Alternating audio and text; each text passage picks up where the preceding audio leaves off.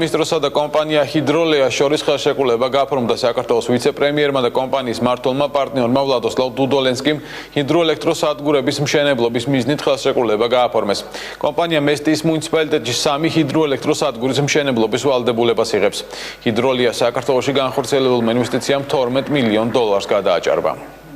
ვფიქრობ, ძალიან მნიშვნელოვანია ასეთი ინფრასტრუქტურული პროექტების განხორციელება ერთი იმისთვის, რომ საქართველო გახდეს ენერგოდამოუკიდებელი, ენერგეტიკულად ვიყოთ განვითარებულები, მეორე იმისთვის, რომ ადგილობრივი მოსახლეობის დასაქმება მოხდეს და ყველაზე დიდი პრობლემა, რაც ჩვენ გვაქვს მთის მიგრაციის პრობლემა, ასეთი მნიშვნელოვანი პროექტებით დავარეგულიროთ. We have mentioned on our presentation. კომპანია ვალდებულებას იღებს მესტიის მუნიციპალიტეტში მდინარეებზე კასლეთი და დარჩი ორმელეთი 3 ჰიდროელექტროსადგური ააშენოს. ჰესის სიმძლავრე 16.9 მეგავატს შეადგენს. სავარაუდო წლიური გამომუშავება კი 93.6 მილიონ კილოვატ-საათს. ჰესის მშენებლობა 2018 წლის ივნისში დაიწყება და ექსპლუატაციაში 2020 წლის დეკემბერში შევა.